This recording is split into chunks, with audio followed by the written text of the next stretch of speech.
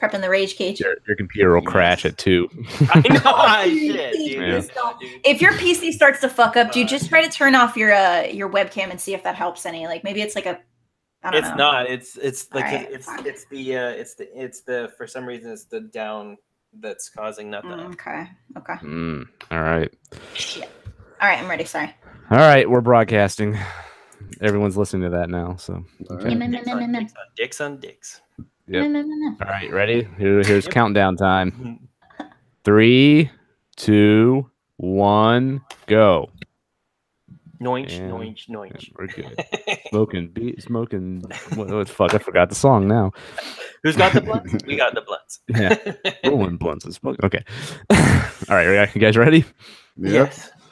All right, here we go. Hello, everyone, and welcome to That Pixel Life. This is episode 26 for October 11th, 2018, and this week we're going to be taking a look at the controversy surrounding Assassin's Creed Odyssey and its microtransaction system that has a lot of folks in the industry arguing. We're also going to be looking at Astro Bot Rescue Mission, Maple Story 2, Mega Man 11, and a bunch more, so let's get to it. My name is Josh Faulkner. We got Zach Anderson there. Hi, Zach. Hello. We got Shannon Moore. Hi, Shannon. What's up, party people? Man, you're just embarrassing us every week with this. You notice that? But dude, I got to come in hot. You know, I got to get people pumped, ready to go. That was definitely hot. And we have Alaina there. Hi, Alaina. How do I top this? What the fuck, Shannon? Why do you always do this to me? What's up, y'all? How's it going? All right. We are That Pixel Life, and if you want more from us, head over to thatpixellife.com, including lots of links there you might be interested in. If you want to follow us on Twitter, at That Pixel Life, there's a link to that there. All of our subscribe links are there as well for all the podcast platforms that we can be found on. You can subscribe to our YouTube channel there as well if you want to watch the unedited recording sessions of this show each week. You can also join the Facebook group and chat about games with us on a daily basis. There's also our Patreon link there as well if you guys want to help support the show, help us improve, add more things, and you get some little bonuses as well, including being able to watch us live as we record each week. So check that out on thatpixellife.com. Anyways, let's get to it. I wanted to mention before we get started that we still have our Halloween game challenge underway right now. Zach is playing Layers of Fear. I am playing Outlast 2. Elaine is playing Resident Evil 7. And Shannon is the big pansy playing Luigi's Mansion. So if you want to join us in that Halloween challenge, which basically we're just playing a horror game this month, and we're going to be reviewing them on episodes. There's more details on thatpixellife.com and on our Facebook group. So check that out if you're interested. Also, I want to make mention real quick that Mike Grimm, Elena's dad, is going to be added to our roster here of hosts. So he got himself a nice new fancy podcasting mic, and he is going to be our kind of rotating guy who comes in when one of us needs to sit out for the week. So be looking forward to more Mike Grimm in the future. Just a heads up. And also for you Robbie Stelton Full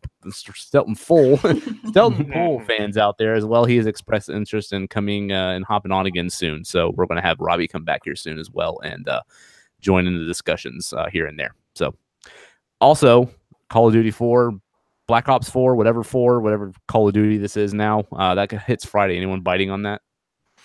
No, that sounds like, I mean, the way that everybody calls it, blops, it just sounds like what it is. A hot pile of dookie, which I'm not interested in anymore. I was hoping all of us would be silent so we could hear the cricket in the background, just like going off. Yeah, we kind of were. I am interested in checking out that Battle Royale mode. I've heard it's really good, but otherwise I don't really have any interest in it. So that'll probably be a skip. Maybe I'll rent it and check out the Battle Royale mode, and that'll be it. I don't know. I'll tell you, I do like the fact that there's not like building, they're not emphasizing building. It's just shooting, which is basically the only thing I would be interested in. But I think I don't have the time anymore to get good at that game. And I think that's just, I'm out. Done. Too true. You have to commit too much time. I remember when I was big on Black Ops 2, it was a crunch to be good. Mm-hmm. Yeah. You got to play pretty consistently. So I always enjoyed the stories on the Call of Duty games, like the Michael Bay movie that the single player game always is. Yeah. I always thought those were fun. They were great, like 4 or 5 hour experiences. And then this one, they were just like, well, no one plays single player, so we're not making one. And it's like, well, then I'm not buying it because they did the whole excuse that the story's in all the modes. And it's like, no, it's not going to be able to tell a compelling story. Well, I mean, I wouldn't say any of the stories were quite compelling, but I mean, they were enjoyable enough for what they were. You know, they're just fun action romps. So I don't see how they're going to get a story anyone cares about littered through multiplayer modes, but whatever. Yeah, and people that play in the multiplayer, I mean, like, they're douchebags, like, primarily. And, like, the ones that play in zombies, like, bring that douchebaggery to, like, a whole new level. Like, seriously, like, if you do one thing wrong, they will not stop complaining about it. They hold on to things longer than my ex-girlfriends do. I mean, Jesus Christ. Like, give me a break, man. Like, just play the damn game, dude. Oh, that's giving me flashbacks like crazy, man. I'm getting those bloops, PTSD. Going on. I played zombies on the last one, the World War II one, just because I reviewed that game, so I kind of had to play it just the right to review. And yeah, I remember that I didn't really quite know what I was doing, and this guy was just cussing me out because I wasn't doing exactly what he wanted me to do, and I never touched it again. Like it was it's not a terribly forgiving, you know. No, those people take that game way too seriously. So yeah, if you're a Call of Duty fan, unfortunately, you might not hear too much about that game from us here on That Pixel Life. So sorry. Anyways, let's go ahead and go to our industry buzz now. There's not really a whole lot going on, but I really wanted to discuss this because I thought it was pretty interesting. Now, Assassin's Creed Odyssey dropped last week. Now, before we get into this, I do want to emphasize that none of us have actually played this game yet. So we're not going off of our impressions of the game. I plan on checking it out sometime soon, but none of us have played it. This is just basically our opinions from what we've heard. But this game's been stirring up a lot of controversy lately in the industry, primarily because of Jim Sterling. He created this YouTube video. He's a popular YouTuber. He usually goes after like shady business practices in the industry. He's kind of made his claim to fame that way. Some people kind of find him too negative, but I mean, I kind of enjoy his videos because he likes to call out the BS in the industry, and you know, it's kind of interesting to me. But he made a video claiming that Odyssey has these scummy microtransaction practices in them, and he stated that the game uses microtransactions in very predatory ways in order to push players through an unnecessarily padded game. So others in the industry, including Jason Schreier from Kotaku, basically called him out and said otherwise. He claimed that the game has nothing wrong with the microtransactions and pretty much called him out for not playing the game enough. Even though none of us have played this game, I want to know what you guys think about this and these big sprawling RPGs where they use real money like XP boosts and stuff in order for you to get through the game faster. I'm going to start with you, Zach, because I know you were very opinionated about this stuff in the past. Like, do you see anything wrong with this? Well, to be honest, that when I first started reading on the storyline, I didn't realize there were microtransactions in Assassin's Creed Odyssey, and B, I started to dig into what those microtransactions were. Like, are we just talking hats here, or what's the point of them? And it appears that they've made a game that if you are a 20-year-old kid and got nothing but time on your hands, you can play through it for 50 to 60 hours. Apparently, I've read a few things where it says you need to be at least level 45 out of 50 to basically beat the game. It's a level requirement to get into the last level or last mission. And if you want to actually beat the game completely, you have to be level 50. And varying accounts make that a 40-hour to 70-hour experience to get to level 50. You basically have to beat every mission. You've got to clear 90% of the board. It's a lot to get to level 50. And the thing about that is I've read multiple accounts where people were just saying like, yeah, so I played the game for 60 hours. Yeah, it took a long time to do all that stuff, but I could do it. I never was like blocked from not doing it. And the thing that makes it predatory, and it's one of, like the Twitter meme, I feel attacked, it was one of those things. And it was just one of those like, if you don't have 60 hours, but maybe you got 15, there's these things that you can just buy with real money that boost your XP along the way. And it was totally the like, I feel attacked. Cause like, yeah, I'm never going to play a 60-hour game, but you know what? For me, dad with 2 kids, works jobs, doesn't get a lot of gaming time. $5 more to just cut the game by a third sounds all right, Yeah, but is it that cheap? Like, are we talking more? I'm not sure. I'm not sure. Did you play Origins? I did. I played for about 5 hours and then just lost the thread and never got back to it. Did you see the like the microtransactions in that game? No, I never realized it. Okay, well then you probably wouldn't realize it in this either because it's the exact same damn system. Is it? Is it? Yeah, from what I've been told, it's the exact same system. Now they in the beginning of the game they kind of like give you a little bit of free currency, like they give you that bump at first, Oh, sure. It's the standard practice of Yeah. And so they'll let you buy a little something on there to kind of get you used to the store, and then. Other than that, I never went back in there, and I played the game for about 10 hours. I didn't beat Origins, but I played a good amount of it, and I never had any reason to go back in there because, yeah, there's a lot of side content, and you do have to play a lot of that stuff in order to progress further through the story. But that side content was pretty good. Like I enjoyed a lot of that stuff, so it didn't matter to me. But here's where Jim Sterling came in. He said basically, and I'm paraphrasing here, why would you spend money to not play their game? Like, why would they design a game to where they would entice people to pay money not to play their content? Simple answer. I have more money than time.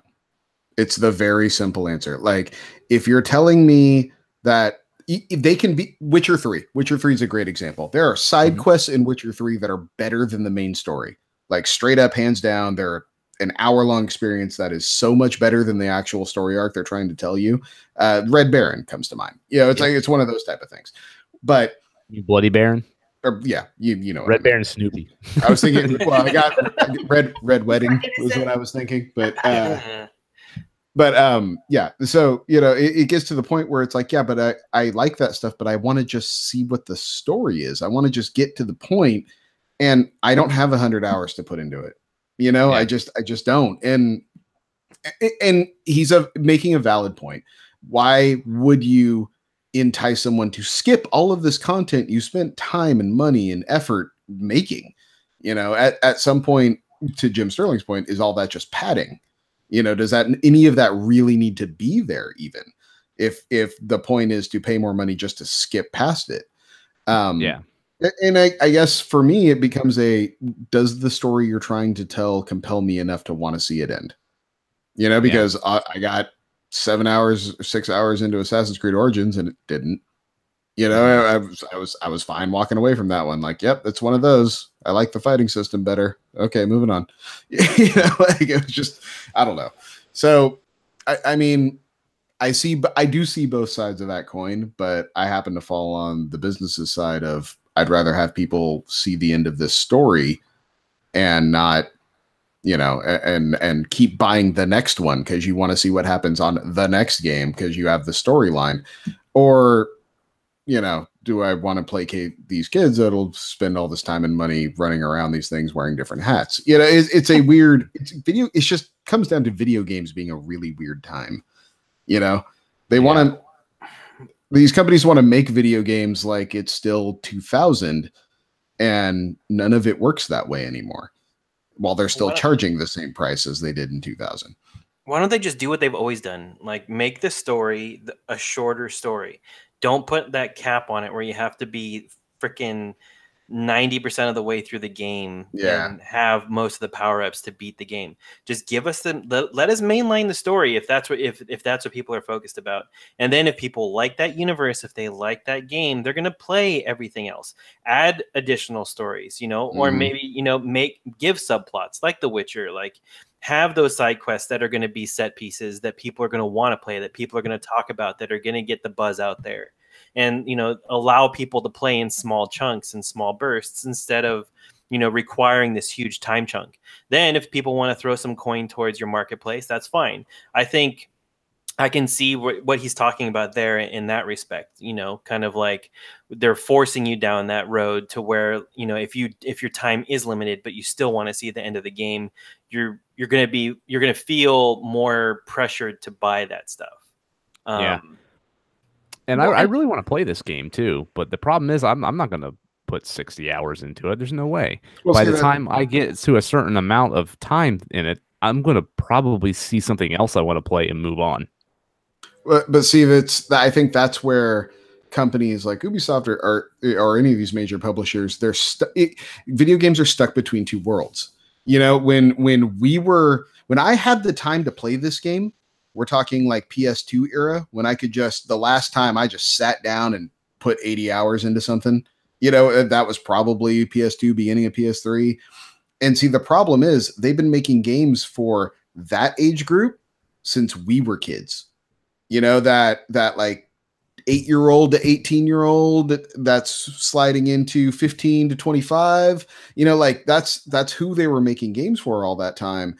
And that generation is now 40, like that's the problem but they still need to make games for those kids that have those time sinks, that they want to hook them while they're young and get them invested in all these worlds. So they're jackasses like me, who's 40 years old, and I'm still, trying to catch up to the Halo storyline. It's because I'm interested. I'm into it, and I think that's the real divide that they're coming up against, is they're trying to please all masters by offering these grandiose, big open world experiences with lots of content and lots of stuff to do.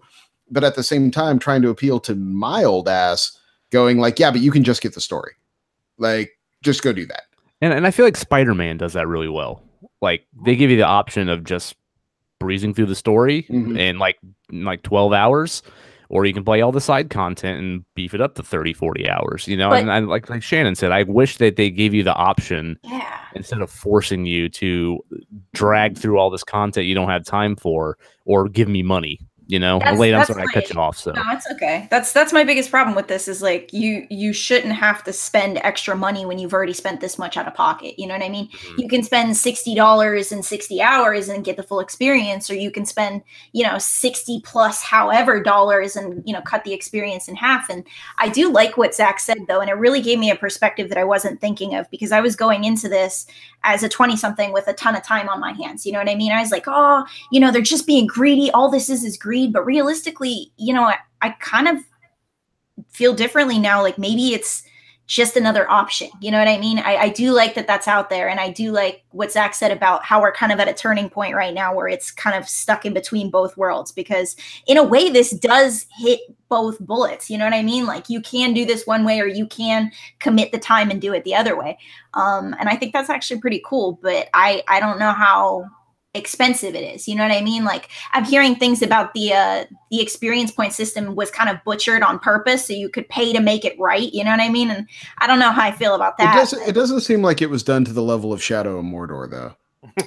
Yeah, that one, I think that was the main problem everyone had with that. Is just the way you gained experience was so nerfed, essentially, for lack of a better term.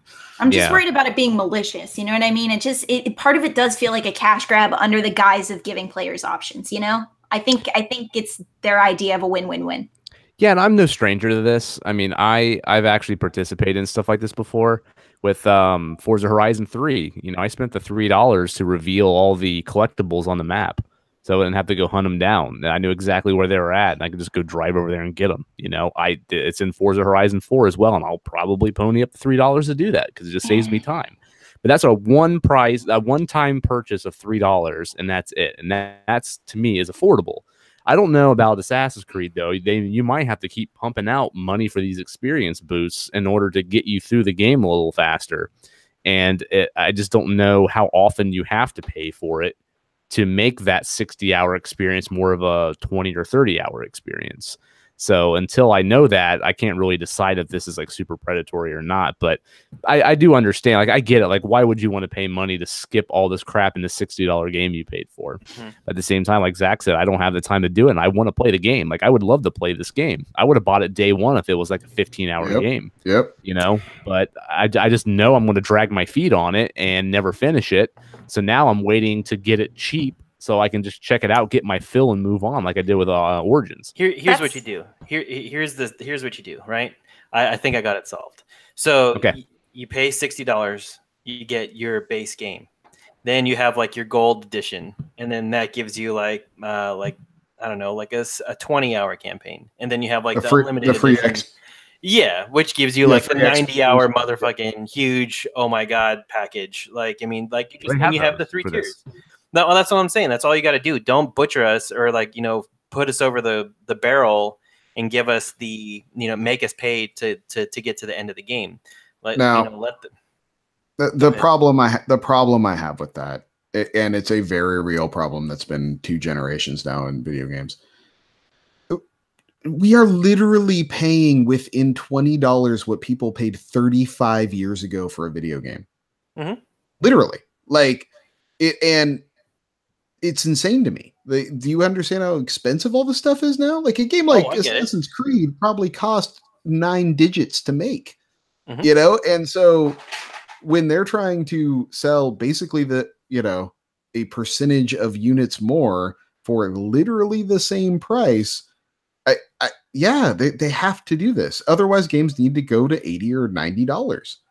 They just do. It's a construct that cannot hold. It just can't. I find it hard to believe that Assassin's Creed isn't making good money there, or why would they pump these out every year?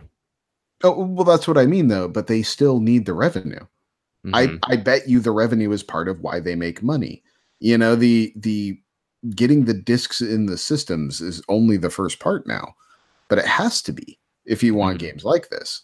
You know, there's a reason CD Projekt Red is taking 10 years to build their next game and not 2 years like a regular studio gets, because they need the time and the money. You know, it's just it would cost so much more to crank it out faster. It's insane to me that these games get made at this scale at all anymore.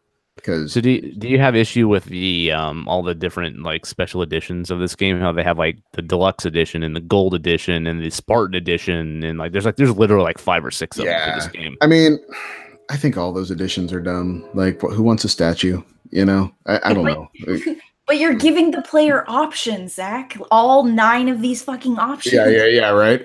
Well, many of those don't even give you like a statue. Many of them are just like digital goods. Like you get more experience boosts. I mean, a lot of them are that, you know, you don't even get anything cool. You get a gun that's good for the first 10 minutes of the game. Yeah, in this case, a spear or something.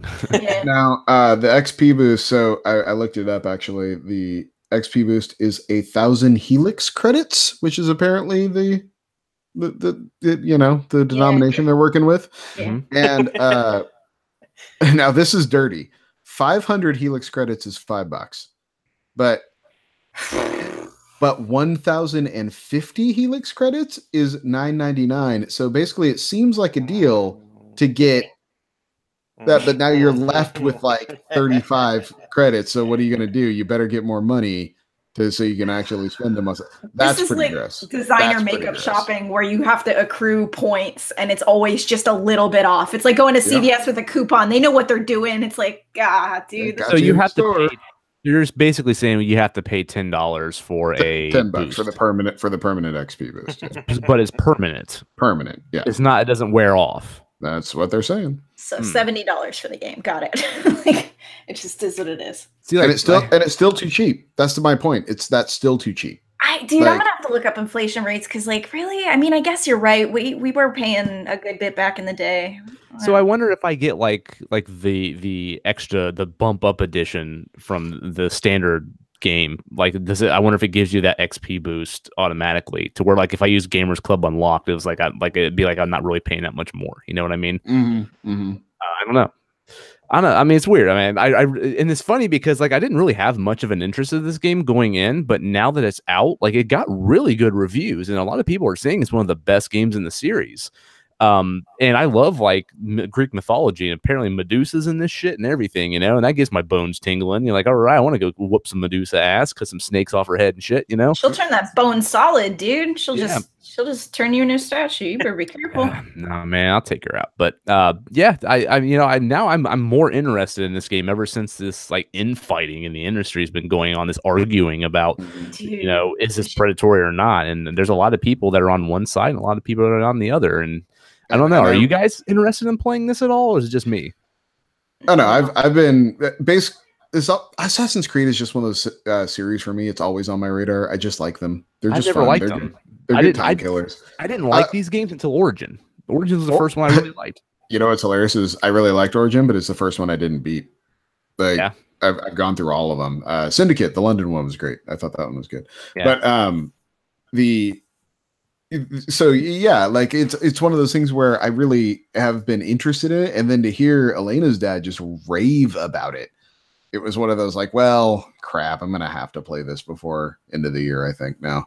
So yeah, and I've been fighting not to buy it. Like I almost picked it up a couple times. Yeah, it has that Shadow of the Tomb Raider, Black Friday smell all about it. So it does. I'm feeling like that.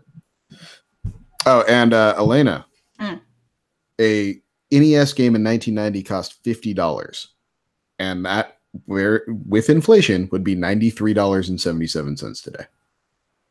Damn. Well, a lot of those games, like I remember, like the Super Nintendo era and stuff. A lot of those games were like $80-$90. Like the Street Fighter games. Yeah, Street Fighter was like super expensive. And wasn't Mother crazy expensive too at the time? Yeah. Something like that. One of those. That was the one that came with the strategy guide and all stuff too. Yeah, if you spend $80 for Assassin's Creed Odyssey, they give you the XP boost with it, plus a bunch of like gear packs. You'd be better off just paying the $60 and then buying the pack itself for $70. You're saving $10. I was gonna say buy that edition on Black Friday for $40, and yeah, because like I if I play this game, I kind of want that XP boost. No, totally. Yeah, so I kind of want that, but I don't want to pay more for it. But at the same time, I like you said, man, like that's going to get me through the game more, and I can get the cool experience that everyone's raving about. But I just got to throw a couple extra bones at it, and so be it. So I don't know, man. I feel like I'm kind of divided on this too. Anyways, let's go ahead and move on. So the next thing I wanted to talk about is PlayStation VR. This thing hit its 2-year anniversary today. And to celebrate, Gearbox announced Borderlands 2 VR is coming this December. I know Shan has already expressed his disdain for this already because he just wants Borderlands 3, right? Yes, please. Just, I don't care about all these other iterations. I don't care if I can play Borderlands on my refrigerator. Just give me the third iteration so I can sit down and park my happy ass in front of the TV for a while and play it.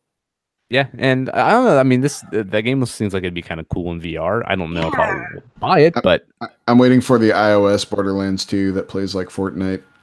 Yeah, there you go. Or runs like the Vita version. Yep, exactly. So, anyways, with the possibility of this being its strongest year for PSVR so far, one of those games I'll be talking about shortly.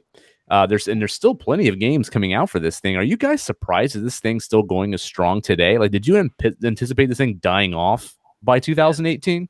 Yes, I did too, and I bought one day one. I mean, really? Wow. PlayStation is never like I mean, like they have a really bad reputation for supporting any like peripherals or aftermarket like things that they do for their systems, and I just I mean, I saw like what. I saw what happened with the Vita, and I saw what happened with like the Move, and like I was just I figured this would be another one of those things where you would just sink your money into it, and they would never support it once people started to lose interest in the new shiny bauble that they were putting out. So to see them still going for it, like I'm happy. Like congratulations, on making it to the 2-year mark. Now let's see if you can make it to the 3-year mark.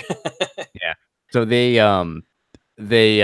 been releasing a lot of games for this, surprisingly. And a lot of them are kind of smaller, like under the radar games, but there's still a pretty steady flow of games. And yeah, when I bought this thing, like I fell in love with it. I mean, Zach, you remember how I gushed about this thing? Yeah, totally. Out.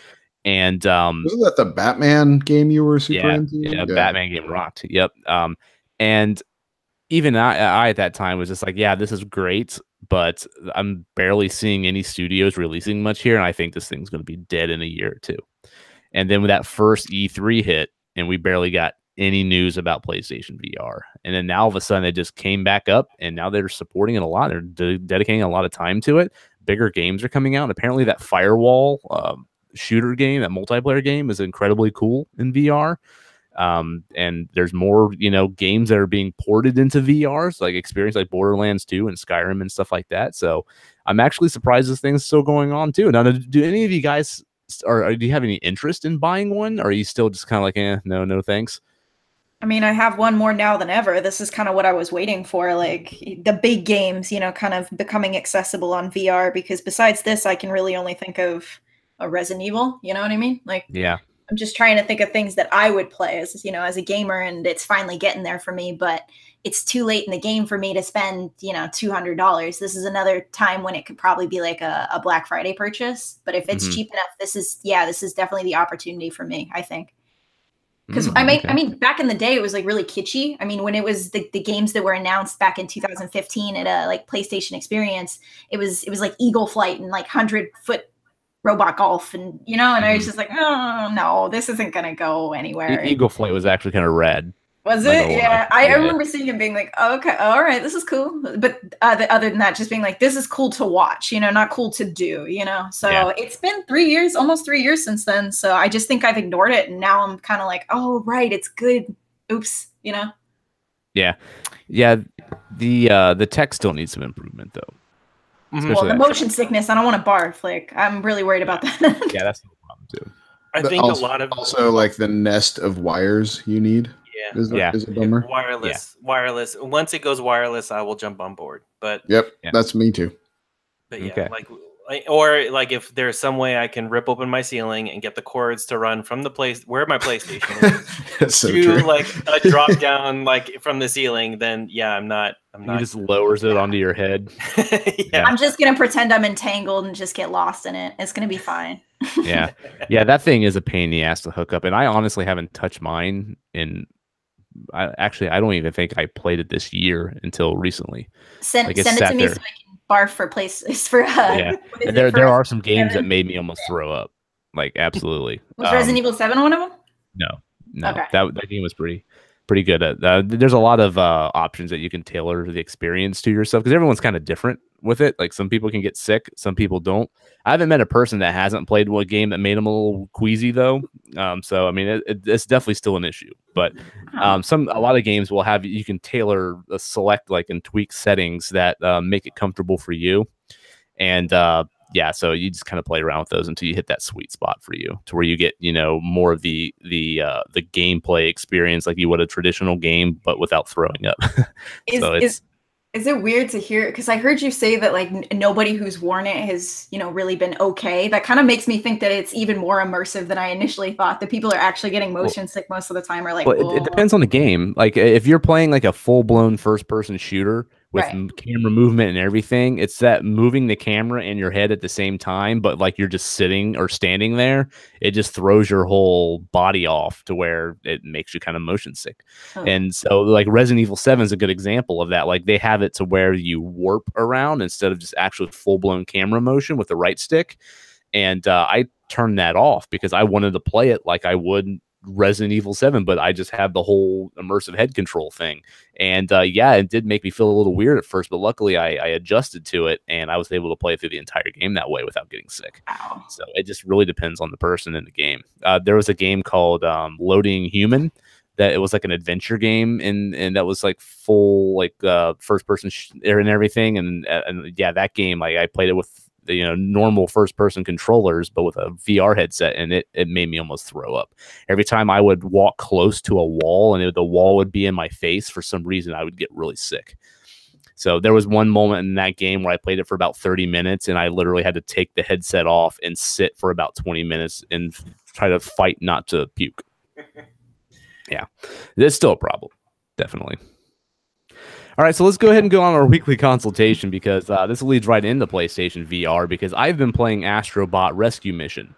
And I've never heard of this. Never heard of this. Okay. Nope. Yeah. So this game, I mentioned it briefly last week, but for those of you who don't know what it is, PlayStation VR, when it shipped and came out day one, it had a free suite of like tech demos called Playroom VR. And it's just like the Playroom camera app that came out with the PS4 at launch, where it had the little robots that come out of your controller and everything.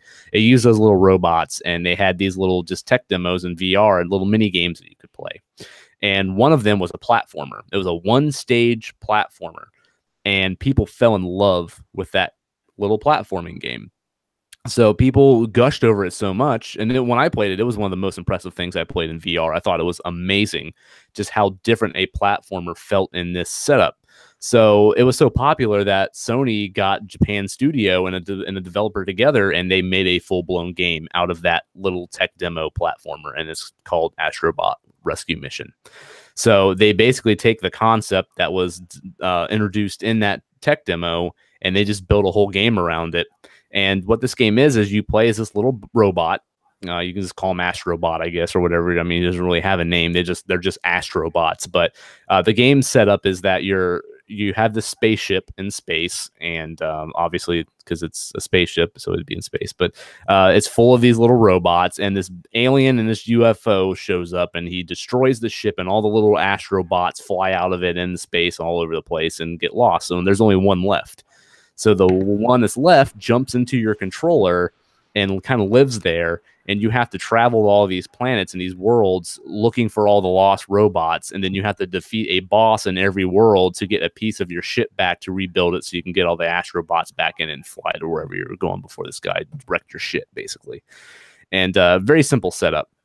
And when you're playing the game, you see the PlayStation controller in front of you. So when you're holding it in front of your face, there's actually a virtual PlayStation controller there, and the touchpad opens up and the robots are stored in there, and they'll kind of pop out and like wave at you and kind of party in there and shit when you're playing. Is it rumble? Yes. Yeah, it vibrates and everything. That's cool. Yeah, that's neat. So when you're playing the game, it's like a typical platformer. You're running around and you're platforming, you're collecting coins, and each stage has 8 robots in it that you have to save. And they're hidden around the level, sort of like stars in a Mario game. Mm-hmm. So it plays very similar to like Mario 64. You're jumping around and you're trying to find where the robots are, and you collect as many of them as you can till you get to the end of the level. The thing about this game that makes it so unique is that there's no camera movement. You're not using the right stick to control a camera and look around. The whole level is set up around your head looking around it.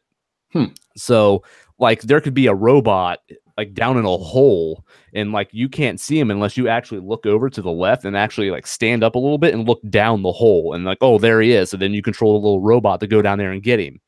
And there's like portions of the level where you have to platform and you have to actually look up and you're to your left and like jump up platforms to your left, and then you're following him up above you and then going down and collecting coins and doing all these like little puzzle solving elements and stuff. And you're manipulating the environments by you looking around and trying to figure out where to go. So it's not just a straight shot and you're moving around. He's just everywhere. And you have to constantly move your perspective and your head around to figure out where to go and where to find these robots and progress through the level. It's really, really cool. And you use your controller, it'll have a special like special weapons that you can collect too. Like this box will show up in front of you and you have to place your controller inside of it. And you'll get a special weapon that you use a touchpad for. Like one of them will shoot water everywhere and it kind of feels like Mario Sunshine. And then they have one where you can shoot a grappling hook and you can pull down walls. Mario Sunshine, I'm out. Yeah. Well, it's used very little. It's used here and there. There's only like a certain number of stages that even use that. So the grappling hook, you can actually attach and make a zip line, and your little robot can run around it, and you have to actually like move the controller around to where he can get to higher spaces by moving your controller up with the zip line attached so he can get up higher and stuff. And enemies will jump on it and everything too. It's really cool. And then as you're collecting the Astro Bots that are hidden in the levels, they're jumping inside your controller and like hanging out in your controller while you're playing. It's really, really cool. This game is horribly charming, like in a way that like it just makes me melt. Like I cannot play this game without having a smile on my face. I just love the term horribly charming. Yeah, like what adjective? Like it's stickingly, like it's so sweet, it's sickening. Like it's so. That's pretty much what this game is. Like when you're controlling the little robot with your controller and you're looking around, like when he walks past your field of view and like you're looking at him and he's looking at you, he'll just be like, hey, and start waving at you and stuff. I was like, oh my God, this is so fucking adorable. And like all the little robots are doing little cute things when you find them, and you have to help them and stuff. And like this game is so goddamn adorable. And it's just, I can't not smile when I play. This is like the happiest fucking game I've ever played. And all the bosses are really cool. This is one of those games where like the bosses are massive, but it's like nothing you've ever played before because you're actually there and you see the sense of scope to how big these things are in front of your eyes. And like there's one where you have to fight a giant gorilla and you gotta knock his teeth out. And there's another one like this giant squid where you have to like hose him down with that little water thing and then like shoot him in the eye. You have to throw these things in his eyes, like all that stuff. And this sounds like I'm describing a very typical platformer, but I'm telling you guys, like this is like nothing I've ever played before, and it's still even with this full version of this game, it's one of the most impressive VR games I've ever played. It's one of the best looking games I've seen on VR. The game has been an absolute joy to play from start to finish. It's so inventive, and it's one of those things that I can sit here and gush about it all day, but you guys will never know how cool this game is until you actually sit down and play it and you understand what I'm talking about. So, Josh, real quickly, when you're moving around, are you just using tilt controls? Is that how you're navigating? Or yeah, you're using the left stick to move the robot, and it only uses two buttons. You have a jump button and an attack button. So there's enemies around, so you can attack you do like a little punch combo thing, and then you can jump, and then if you jump again, hit the jump button again, you'll do like this hover thing, and you kind of shoot like these beams out from underneath you, and you can hit enemies with that and kind of attack them. And that's pretty much it, other than like the couple of power-ups that you get that you press the touchpad in for. It's that simple. Okay. But it's just playing through the levels and figuring out how to solve puzzles and where to go and what to do by looking around your environment. And I mean, you're just traversing in places that you have to actually look up at and around to see. It's just, again, it's so hard to describe until you actually sit and play this thing. It sounds really Pikmin inspired a little bit. It gives me just seeing the images kind of gave me that vibe a little bit. But you're only controlling one robot. I see. Yeah, there's no other robots. They're just hanging out, hidden in the levels, and you just have to find them. You basically just go up to them and you just punch them, and they'll knock them loose, and then they jump into your controller, and that's it. When you beat a level, they all do these little disco dances, and it's really funny. And I don't know, guys, I'm telling you, this is probably one of the best games I've played this year. Wow. I'm not joking. I fucking love this game. Not just on VR, but overall. Yeah. I've never had a VR game like end up on a top 10 list for me or anything like that. I guarantee you this will be in my top 5. This might be my number 1 if it stays the way it is. No way. No, dude, really? Let him have it. Yeah, 2008. I'm not kidding. This game is that good, and it fucking sucks because not very many people are going to play this because they don't have PSVR, and they will not understand how cool this is until they get in and play it themselves. It is like an experience like no other. Yeah, I love this game. I'm prepared to not know what that experience. I don't know. I don't know if I am. Sounds pretty appealing, man. It's one day down the road, someone loans me a copy of the game and the VR setup. I'm not gonna kick it out of bed for eating crackers, but I'm also, not gonna drop $500 for the experience. So you're not gonna drop $500 for Astro Bot. The game is only $40, which is cool. So it's not like a $60 game. There's 5 worlds, and I think there's 6 stages on each world. So you can beat it in about 5 hours. But I'm telling you guys, I like this more than Mario Odyssey. Like, that's how much I like this game. What? Yeah, I like it more than that. This game is it's so they out Nintendo this time around. I really feel. And it sucks because not a lot of people are going to play this game. Luckily, it seems to be selling really well. Like, I couldn't even find a physical copy. I had to get it digitally. So that's some good news. But otherwise, come on, they probably made like 10 copies. You're probably right.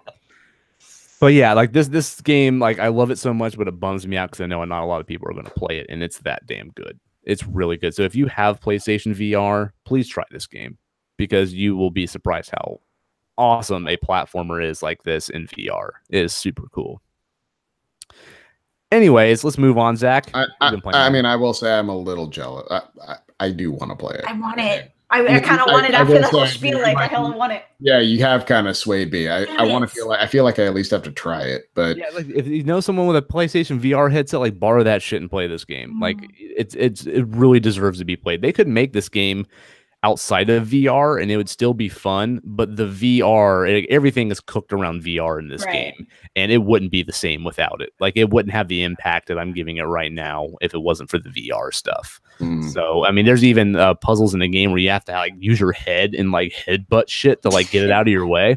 And then there's like this one level that I played where there's like dandelions where you have to blow all the little like seeds off of it. So like my wife was sitting on the couch and I'm sitting there like headbutting shit and like blowing up in midair with this fucking headset on, and she was looking at me like I was crazy.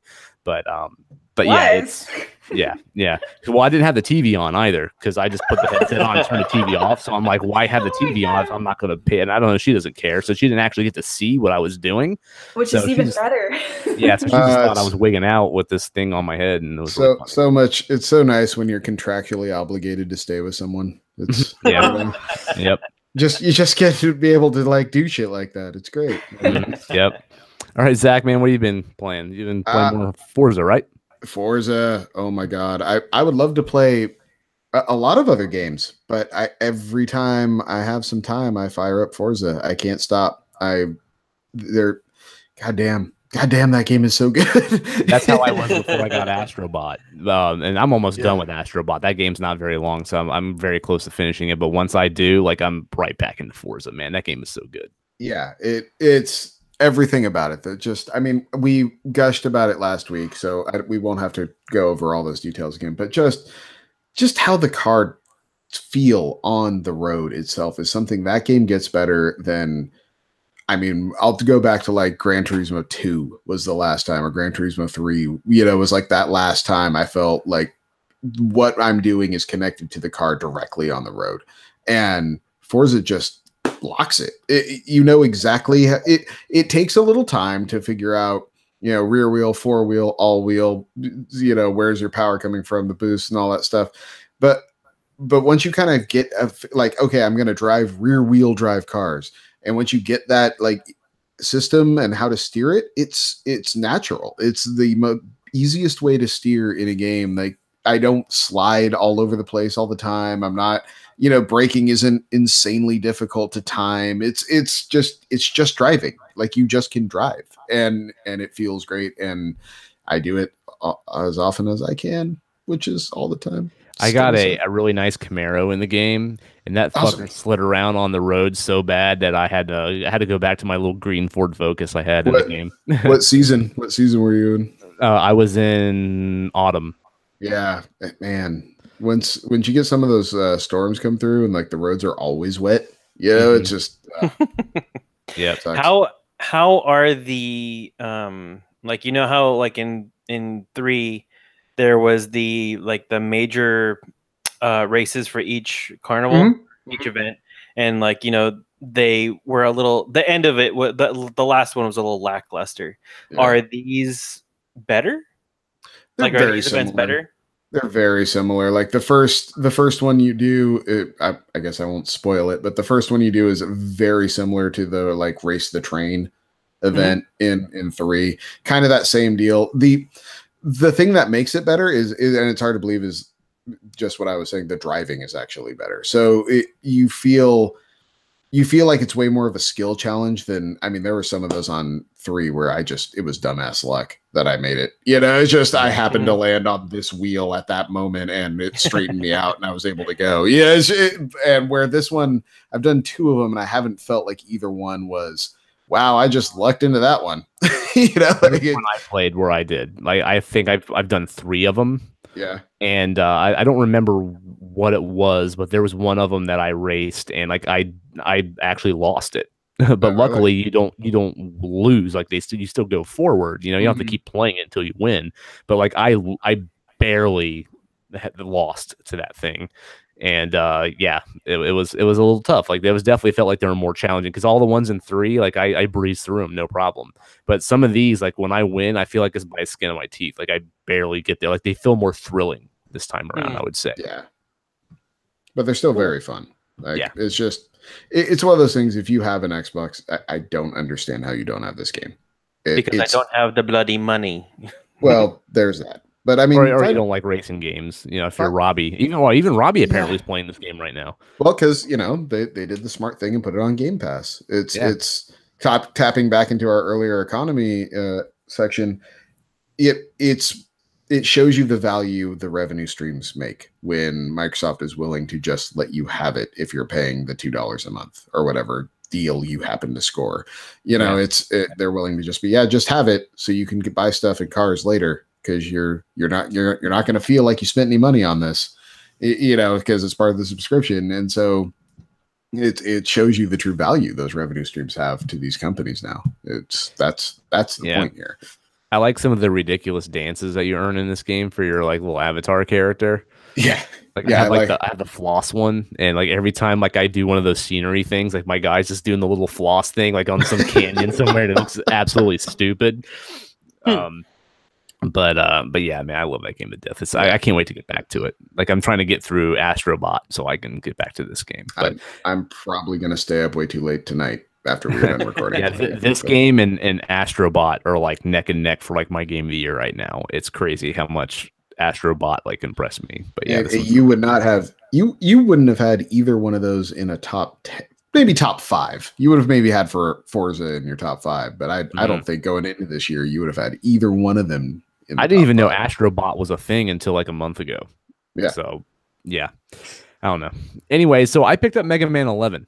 What do you think? And we talked about this last week, and you know I'm not a Mega Man fan. I like this game. It's pretty good, right? It's so much more accessible than and you know why? Because it has an easy mode, and I can play it and not feel like I need to beat my head against the wall. That's pretty much it.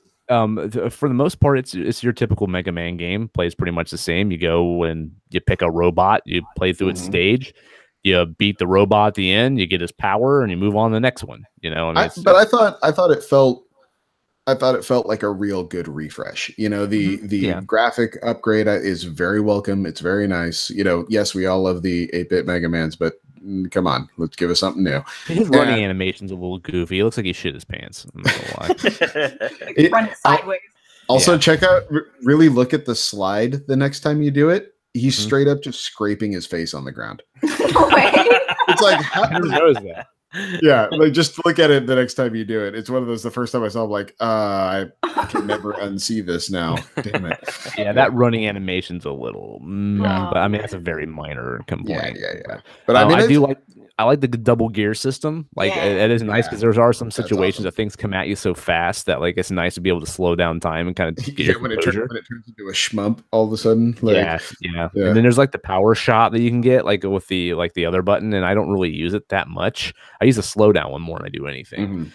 But even on the easier difficulty, like the bosses can be pretty challenging still. Like I still die to them, you know, every so often. It still takes me a couple tries before I take them down. But no, I mean, yeah, the game it's Mega Man, but it's like you get to tailor the difficulty to how you want to play it this time. And to me, I never understood why they never did that before. Like, who knew that was the problem all along? Like, because I know there's the elitists out there. There's like, no, you got to play it this way, you know, the difficult way or whatever. But to me, it's like, you know, you got me to buy a fucking Mega Man game because you made it to where I can enjoy it.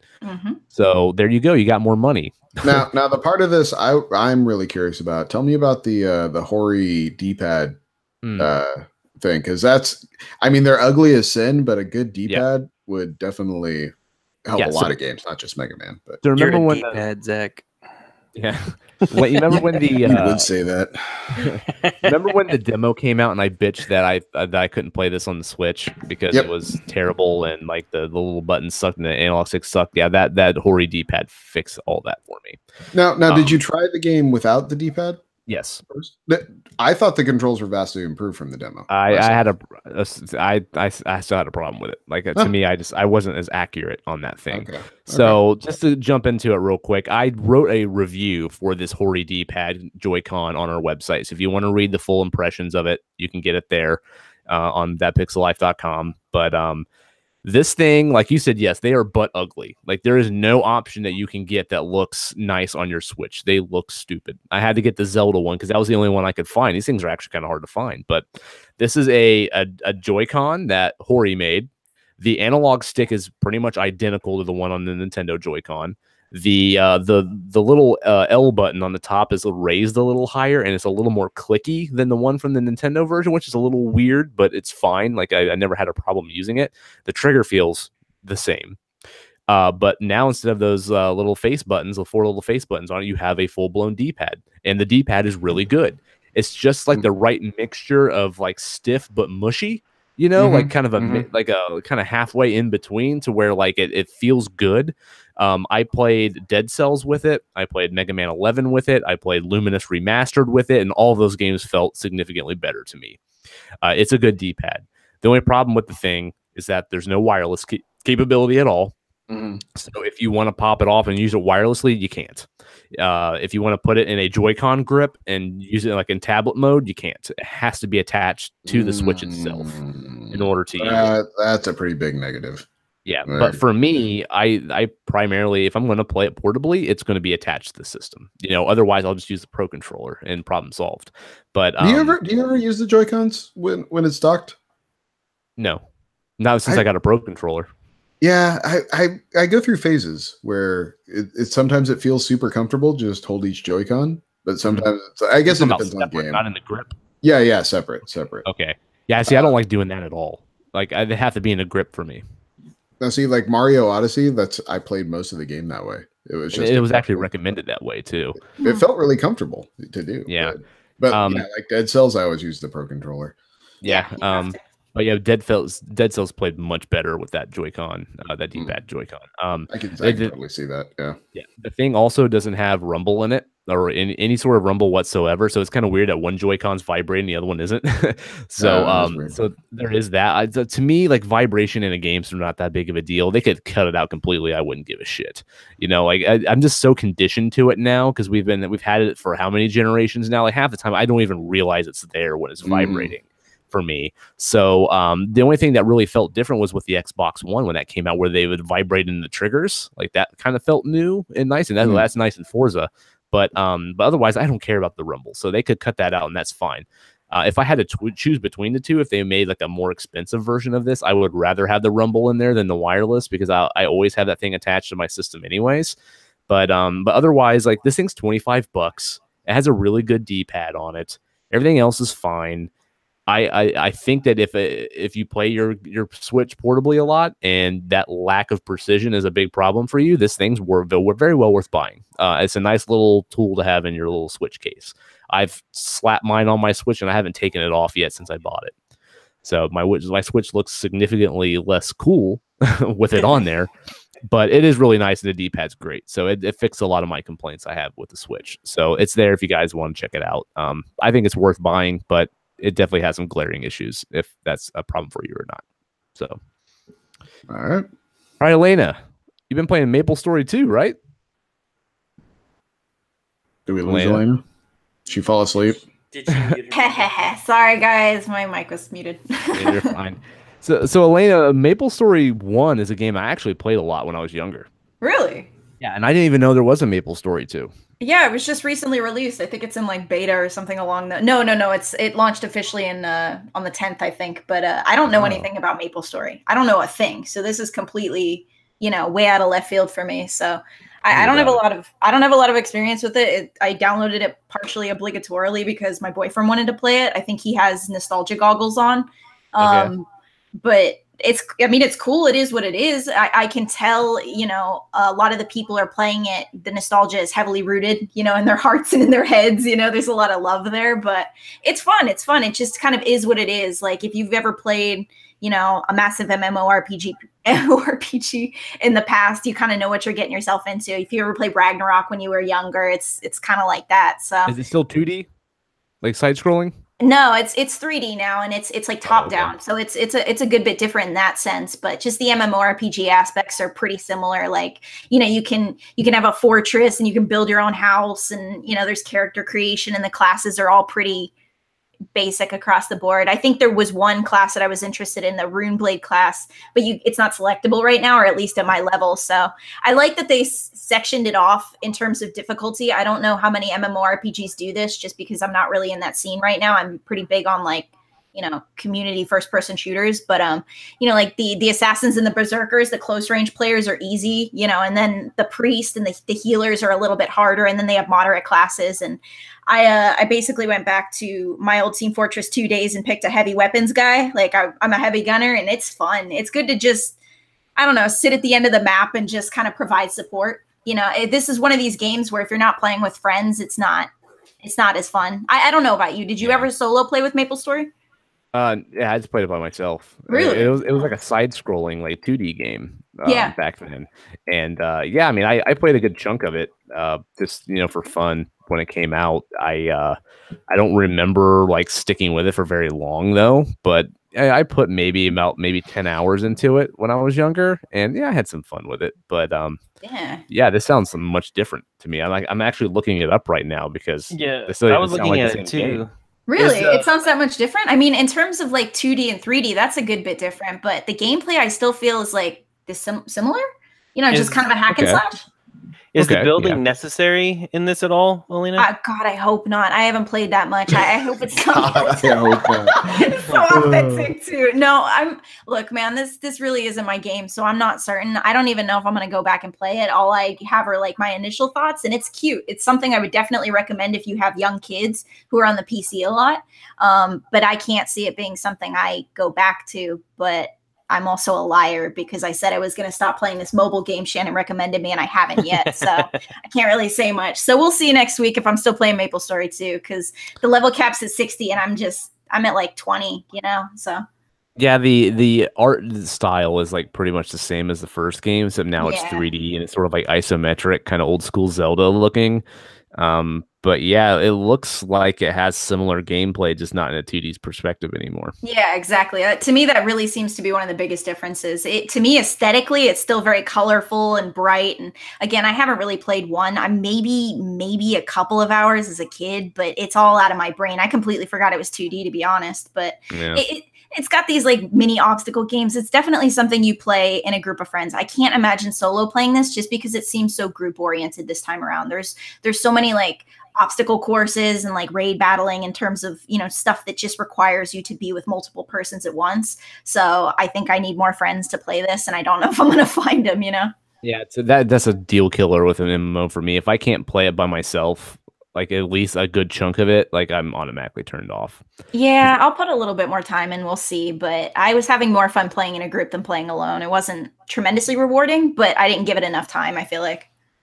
Yeah, gotcha. All right. It's not a massively solo player game.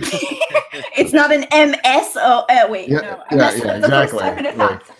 Well, you can still be multiplayer, but you don't have to work together. Like I could just walk past and see other people doing their shit, and it's be like, hey, look at you in a group doing way better than me over here trying to be curious. Over there in your guild, you know, chatting it up, and I'm here by myself looking like a fucking scrub. So we get it. You have friends. Yeah. I didn't want to join your stupid guild anyway. Your cool name and your nice. Yeah. It's a no Shannons allowed guild, but there's a Shannon right there. Look at the name, Shannons, no Shannons. Pure technicality. Dude, I mean, besides that, it's just been Overwatch because the event came out today for Halloween, the Halloween event. Oh, yeah. It came out kind of late, didn't it? I mean, it's already the 9th. Shouldn't they have released this last week? Your girl don't care. I don't know. I don't care. I just eat it up, man. It's how many loot boxes did you buy? I don't want to talk about it. I'm basically. Yeah, how much is that game again? By the way, bringing this back around. All right. I got this saved in my back pocket. I have never spent more than $50 on loot boxes. Yeah, I'm like trying to figure out the number. I have loot boxes waiting for me that I did not purchase, so I'm just gonna try and stick with that until it gets to the end of the event and I don't get the Pharah skin or the soldier skin. And next thing they you know, always give you a free one, don't they? They did. Every one of these, but, yeah. Dude, it's always nothing, man. It was I got 3 grays and a blue, and I'm just sitting here like, where are my golds? I got some sprays, and that's about it. Some fucking voice lines I don't care about, you know. Yeah. But dude, even those sprays look good, right? I mean, dude, that's what I was gonna say. They look really good this time around. And don't even get me started on the skins. Have you guys seen some of these skins? Yeah, yeah, they're pretty cool. But I don't know, I'll never get them unless I just start pumping crazy money into this thing. You could play the game. They give you free loot boxes if you play. Yeah, but I mean, I'm at the point now where it takes me quite a while to level up. Really? Because I mean, I feel like maybe it's PC. Do you play? I forget. Yeah, I play on PC. Yeah. I feel like it doesn't take that long, but I'm so addicted to this game that I don't really notice time when I'm playing. If I don't level up by 3 games, I get antsy. Oh yeah, you're not getting that. You're absolutely not getting that. No, I'm not that type of player with Overwatch. It's easy for me to just do it, get mad, play something else, come back. You know what I mean? Like, yeah, I'm sure it's kind of like with Dead Cells and with Fortnite. You kind of just play it until you kind of fizzle out and then come back at a later date. But yeah, that's the cool thing about Fortnite is they changed up their map in season 6, and it's all Halloween like right now. Like they added like a bunch of like spooky shit in there. Yeah, absolutely. Cool. We have that too. So we've got, I mean, the thing that I was looking forward to the most was a new game mode, and that was foolish of me to even think of because they always do Junkenstein's Revenge. You know what I mean? Yeah. Basically a horde mode where you're just shooting shit. They added, I think, Tracer and the brig girl with the shield, and that's cool. You know, the more the merrier, but it's mostly the skins that I'm into. And they updated some maps as well, you know, some maps to be more Halloween oriented, and they look good, man. Every time they do any kind of, you know, map update, I'm really into it. But if it doesn't do anything for me in game, I'm not tremendously interested, you know. Outside of the skins, man, because dude, you guys just got to take a look at that Farah and that soldier skin. They call him what, Slasher 76, so he's like Jason. What's the movie? Halloween? Yeah. No, Friday the 13th. Wait, really? Okay. I've seen I don't know. It's Michael Myers, but if Jesus Christ, did you just date yourself, Alaina? Jesus. Go watch a Friday the 13th movie, please. I haven't watched many movies. Yeah, I'm busy reading classics, not watching classics. I think I should switch gears, man, or just keep playing Overwatch. I don't know. Yeah, but besides that, that's it. Just Overwatch and MapleStory. And then, Shannon, this game, man, I want to put this game down, this Dragalia, whatever. I'm at work. I'm tapping on my phone and shit. Why? Why am I so into this game? I'm wondering the same thing because I'm at that point too. Like, why do I keep jumping into this rabbit hole? I mean, and like, are you still playing it? Yes, I am. I just did the raid on it this week, and like, oh god, dude, like I want to get that 5-star dragon, but I don't think I'm gonna get him. But yeah, the raid is awesome. I don't know if you've had a chance to do it yet, or if you are inclined to do it. But you know, I was wondering how they were gonna get 16 people into a raid battle, Looks good. And then I found out that it was basically just you took your whole squad with you. So basically the 4 people that you have picked, your collective total score total, you basically go in with 4 other people's full squads. So like basically there's only 4 people that are actually controlling characters on the screen, and all the other like 12 characters are being basically controlled by the computer. Right. So it's a little frustrating because on the raid boss, you have his left arm, his right arm, and his tail, and then you basically have to take out like specific. You want to take out the tail first, so his range of attack is small, and then you want to attack his legs. Monster huntery. Yeah. So like you definitely want to take care of like you definitely want to hit the appendages because you get a damage bonus when you take them out.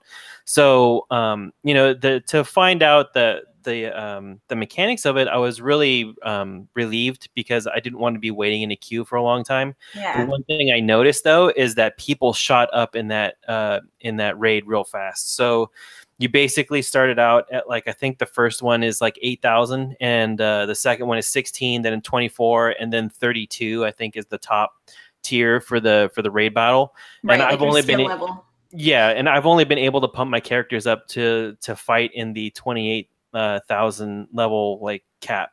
So it's kind of it's fun, and I think that's the carrot on the stick is like I'm enjoying it, and I'm still getting enough loot to level up all my characters and play the games. I have noticed that I'm slowing down on the worm sphere, the free currencies that you get to level up or to get new characters. To summon, I ran out way long. I've been spending them all as soon as I get them, so they're just gone. They're already gone.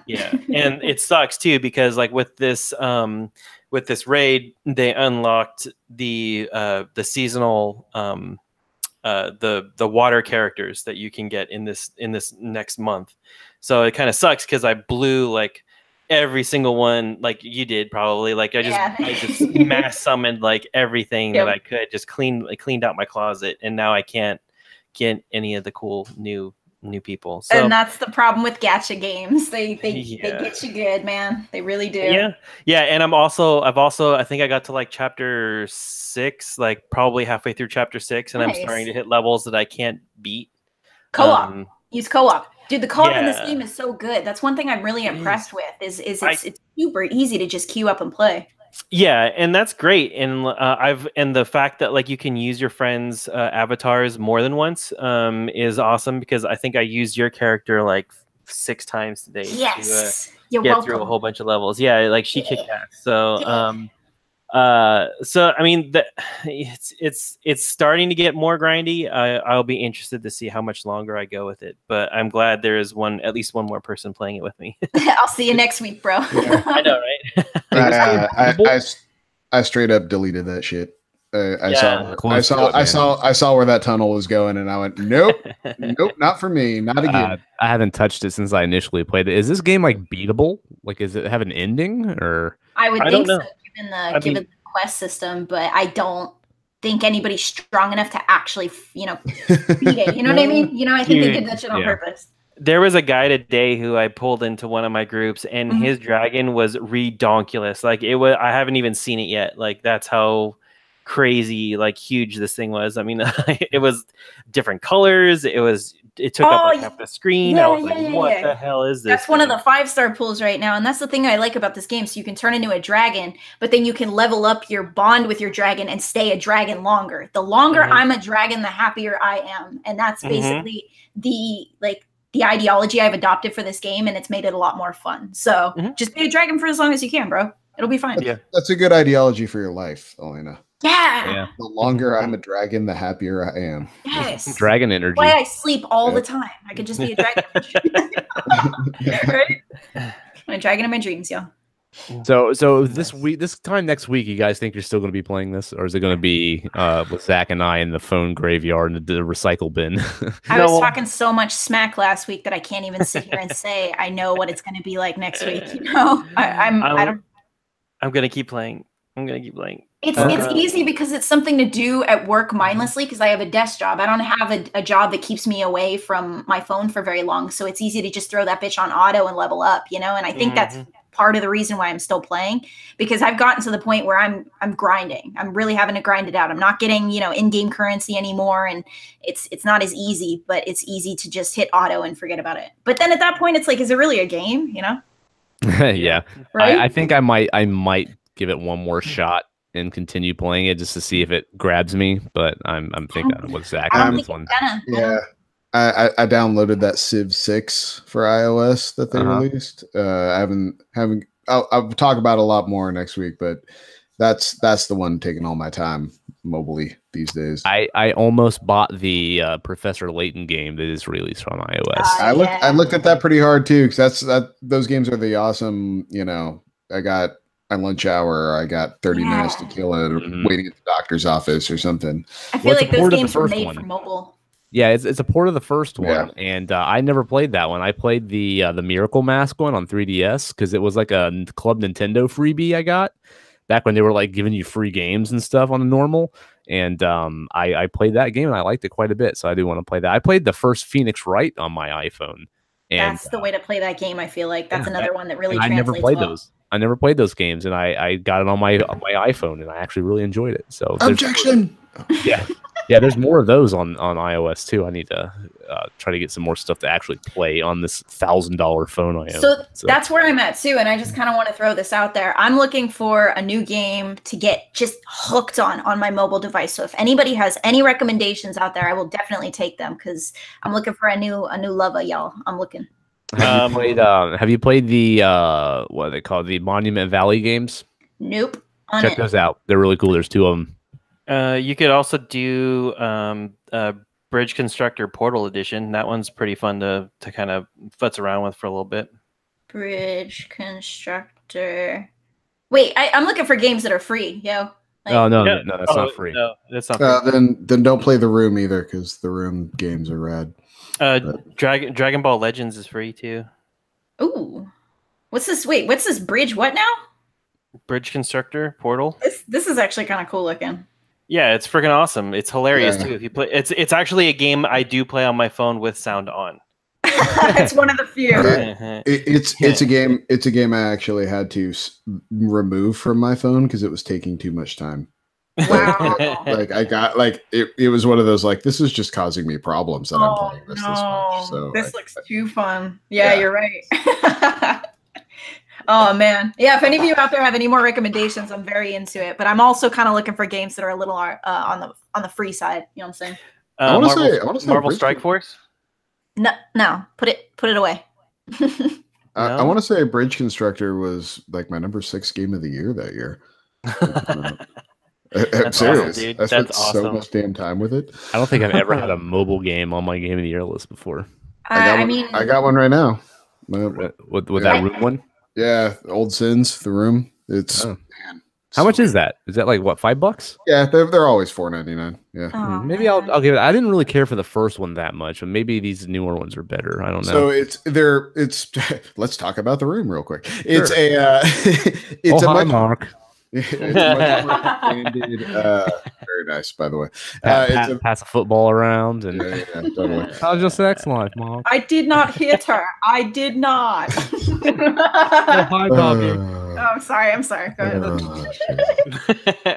That movie's free on YouTube right now, by the way. If you haven't seen it, please do. It's a pleasure. Yeah. The Room it's special. The thing with Old Sins is it's kind of similar where it's like a singular item, like the first room where it's a box, but the singular item is a large dollhouse, and you have to like go in and out of it to make all the certain pieces work to unlock other pieces. And you carry it's a lot more RPG-ish that you just carry stuff around with you for a while, or like not RPG, but old timey adventure game, like Secret of Monkey Island style. And it's just expanded systems that feel a lot more natural as you move through things. And The Room does the thing like Portal does that we just talking about, Portal Bridge Constructor. But when you solve something, you feel like the smartest human alive. And it's a great it's a great feeling. It's like one of those total every time you crack a big puzzle is just like that. I am a god amongst men. Look what I have done. Just that endorphin rush is addictive. I like the games where you have like a hint mode, and then I use the hint and then beat it. Then I feel like a god. then you would like Old Sins. There's a great hint system. Yeah, please tell me what to do. Yeah, that's exactly. That's the kind of puzzles I like. So I just wanted to give you the third hint of like, I said just open the door, jackass. Like like the hint system actively starts to resent you. It just does it for me. Like, here, get out of the way. Let me fucking do it. Wait, someone trademark this. This is a great idea. This would be a great game. Yeah. All right, let's move on to our week in review. So Alaina, I want to throw this at you first. What's been going on with you? Oh man, I've just been playing some Resident Evil on VR, or at least I've been trying to, man. I basically had to work up the courage. Or I'm sorry, not on VR. No, I'm thinking like I want to play it on VR. Jesus, no. You don't shit your pants if you play that in VR. It's freaky. That's the thing, dude. I haven't worked up the courage to play it with the lights off yet. Like I start playing it and I'm like, you know what, Alaina, you can stream, you can do this. This is easy. Just restart it. You've played, at least an hour. You won't get scared of that part. By then you'll be in your zone and it'll be fine. No, give me a little bit. Maybe I'll get to streaming it because this is not happening. Like I am way more of a scaredy cat than I think I gave myself the credit. Oh, dude, come over here. Come over into the light. We got. Can I play Luigi's Mansion with you, yes, please? Please. Yeah, we'll all play it. That's what we do. Just scare yourself out. Come over here. Can we play with the lights on, please? What was the moment that totally got you, Alaina? Was it the hallway scene? Oh god, dude. I think it was just the entire apprehension going into it. I can't say for sure, man. The game's full of jump scares, which is an issue for me. Like, it's just like, oh shit. Like, I wasn't ready. And then you get mad, and then you get embarrassed, and then you get mad because you're embarrassed, and it's just a vicious cycle. Like, where I'm mostly angry and not so scared because I'm like, all right, just pause for 5. It's like being at the gym when you like give yourself a couple minutes before you work out. I'm just staring at the controller, like, just press start, just work out, bro. Just go, And it's gonna give yourself a pep talk. It's okay, Alaina. You can do this. It's just a game. You're a big girl. You're strong. You're an adult. You can do it. Oh, dude. And the thing is, hearing about it on VR makes me want to do it that much more, because just imagine what kind of experience that would be streaming. Like streaming VR Resident Evil 7. Like, yeah, the I don't know how far you are, but the moment in the game where you have to fight the mother in that game was insane in VR. And then the one moment in the game where you're in the attic, Zach probably knows what I'm talking about. That was insane in VR. Oh man. I can imagine the garage fight would be really crazy too, with just the way that thing whips around. Oh yeah. Yeah. I mean, that's one thing that kind of sucks about the VR version of that game, though, is that there are like cutscenes and things that'll happen that they don't include in the VR version because they like just can't do it in VR, or they would like, make you sick. Like when she like when you're fighting the mom, when she comes out that window, she grabs you up by your feet and pulls you up. That part's not in the VR version because like they're not going to just pull you up by your legs and make you hang upside down and just like, completely throw you off. It's not in the VR version, or is it like displayed not it's displayed differently. Okay. I was gonna say if they completely got rid of it, that's no bueno. They do it differently to where like it's not going to make you throw up all over yourself or something like that. If all of a sudden your perspective gets turned upside down, you're getting shaken. Like big people puke all over the place. I'd already be on the cusp of just like barfage. No, thank you. So that's kind of a bummer.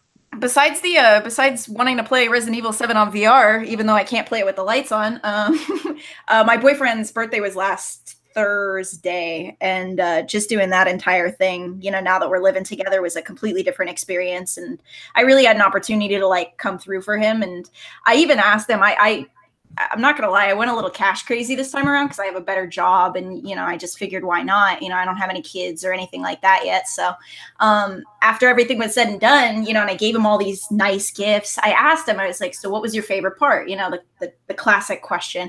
And he tells me it was the decorations I set up for in his bedroom.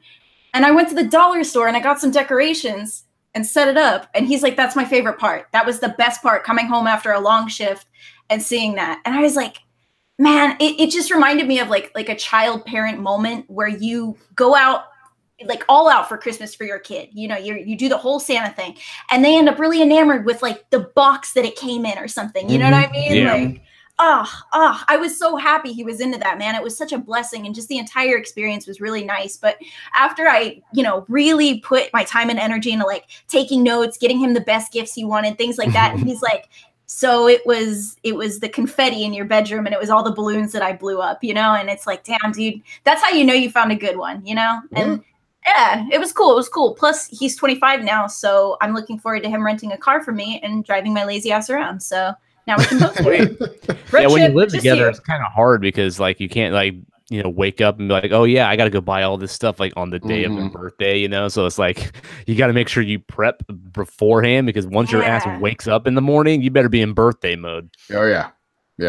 And the thing is I usually spend most of my money like with him specifically, like traveling around the bay and just eating food. So I'm just doing my best not to like look at my credit card statement after I bought all these gifts for him, and it's like, oh man, this could have been food. That could have been food. I just can't get over the fact that I was going into high school when he was being born. That crushes my soul. Oh man, you should have a conversation with him. You'll definitely be like, yeah, I see it. We're all kids at heart, and that's the best thing about it, Yeah, Shannon, you old fuck. Dude, you grumpy bastard. You farty. You want. I'm a year older than Shannon. So, dude, you want to talk about my week? Jesus Christ, I am. Yeah, let's get into it, man. Yeah, dude, go. You've been having a bad one here. Grind his gears, go. Yeah, like it's brutal. Like the world just sucker punched me in the face this week. Not in the eye. Not in the eye, though? No, like the whole face, like just took my face and just smashed it into the ground. Like, so I got my cousin, she's getting married this weekend, and, she's always had, the champagne taste. So she's doing an evening wedding, and she wants everybody to be in a tux, all the men to be in a tux. Like like even the people that aren't in the wedding, like tuxes, like very formal. And, I was like, you know what? I'm not going to do that. I got a black suit in my closet. I've only had it for 2 years. It's fine. So I tried it on this weekend to try to get everything straightened out. And I noticed when I put my jacket on with like my workout regimen that I've been doing for the past 2 years, my chest and my back, like I put it on and I went to button it up and I straight up like ripped the seam on the back of the jacket. So I took it to the Men's Warehouse to have them like tailor it. And they were like, there is no more real estate on this jacket. You got to get a new suit. No. So, yeah. So Jesus Christ, like that.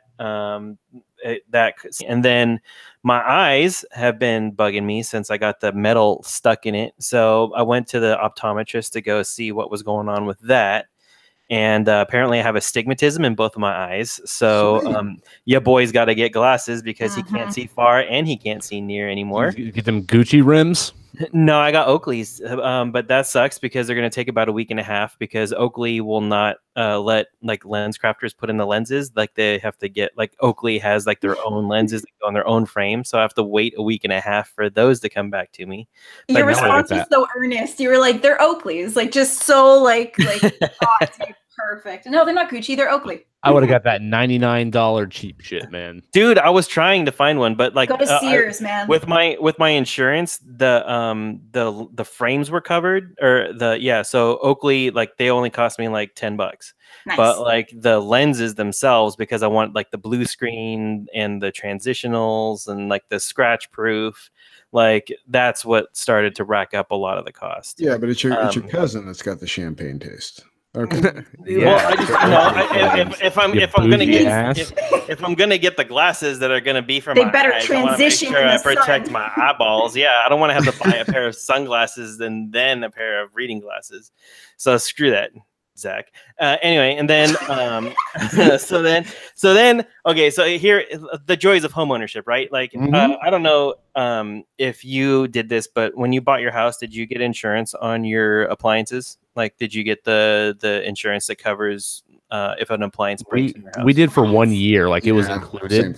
Same thing. 1 year. Yeah. So they gave us a year for free, and then after the first year, we could pay like $700 to extend it, and it basically covered any appliance in our house, which was fine. So I did that for like 2 years. So now I'm into it for like $1,400. And nothing broke. So I was like, you know what? I'm not going to renew it this year. I don't have a lot of money right now, so it's just not going to happen. And the year I decide to stop making that happen, the igniter on my stove goes out, so I'm going to have to take a look at that. And then my washing machine decided to flood my garage. So every time. Yeah. So like all in like the span of like, I don't know, this 1 week, like I've, had to spend a crap ton of money on the washing machine. I've had on my suit, on my glasses, and then my union dues because, I need to work and keep my union card up. That was a hefty price tag. And then the mortgage. So, and then I went to go put my paycheck in the bank, and because it was Columbus Day on Monday, nothing went through. So now your boy has $0 in his checking. Not enough dollars, man. And then you're never gonna get that PC, man. We're just gonna open a GoFundMe account and just get that PC for you.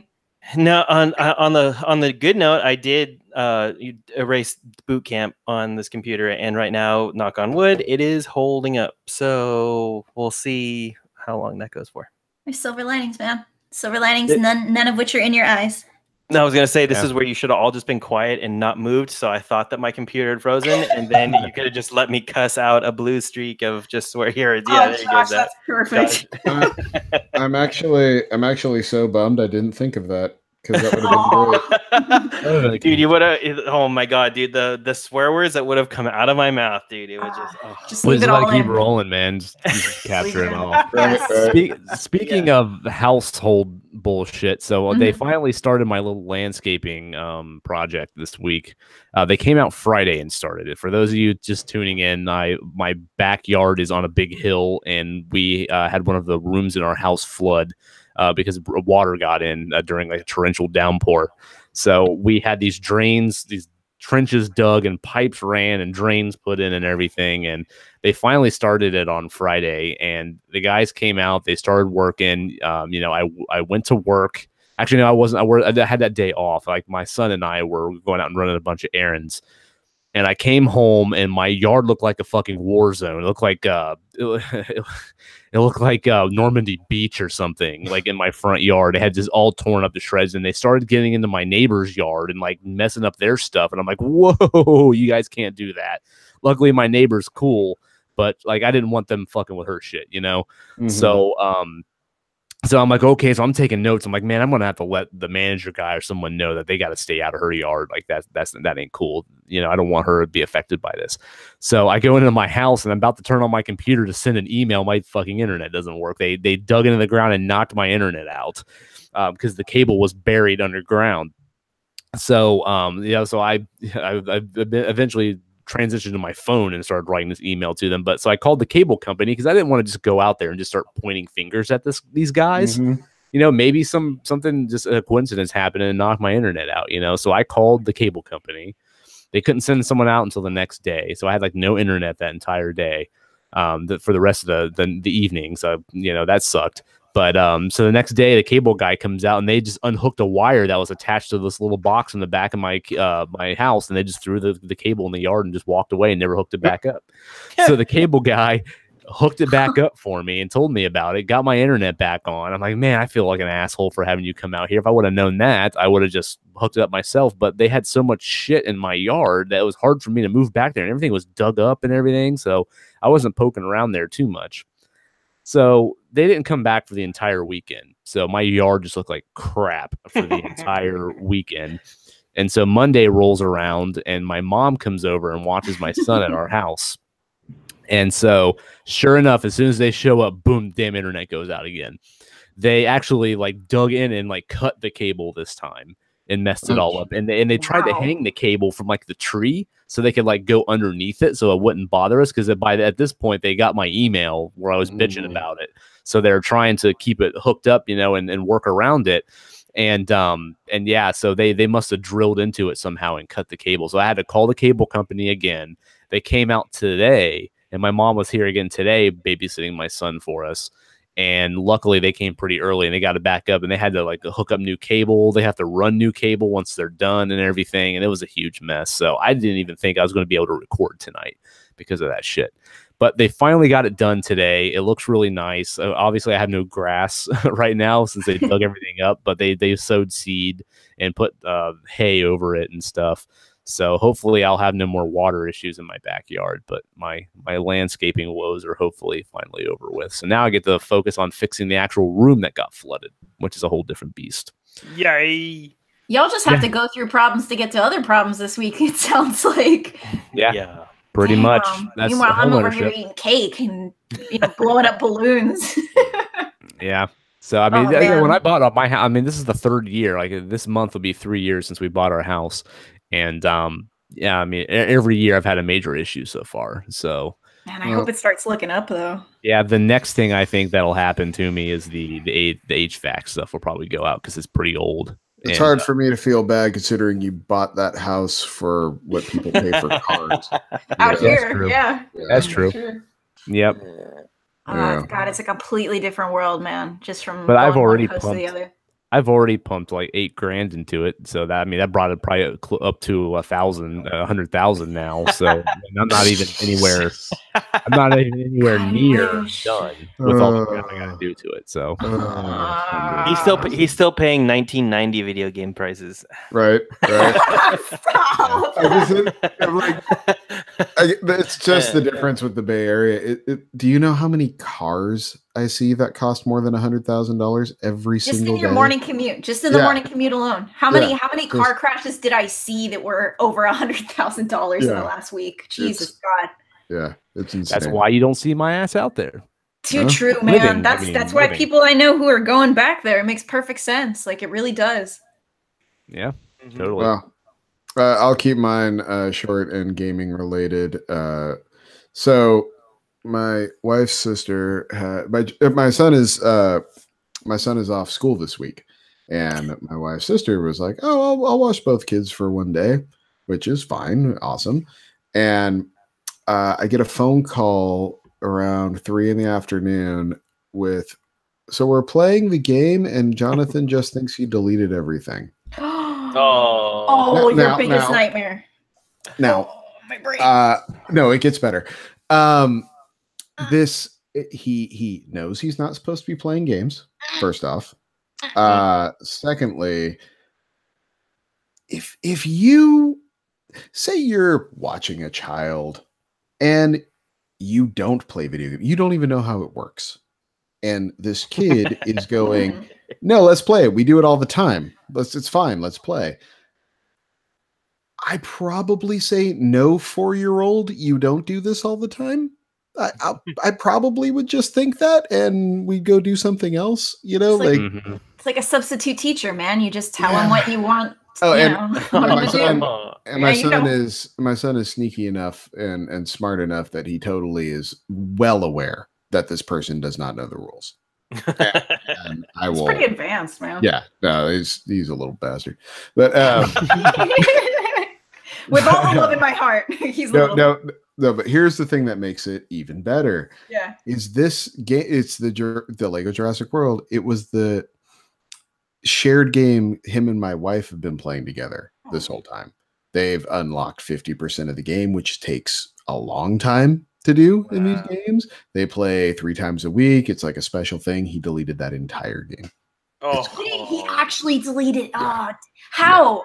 I mean, so I'm dealing with my wife, who was like crestfallen over this. You know, like she was just like so upset. He's upset because he didn't know what he was doing, and he just deleted this thing that he's been working so hard on. It's gone, you know, and I'm mad at him because he's doing something he knows he's not supposed to do, but he's like just broken over the fact that this thing has been deleted and it's gone, and like all his stuff is gone. And so like it was just this parenting quagmire of like, I want to, you know, punish you for misbehaving, but at the same time, like, my heart's breaking watching you just like go through this traumatic loss, you know. Right, for real, like a first real, like a serious life lesson, you know what I mean? That's all I really see. And it's one of those things, it's like, you know, we've all done it.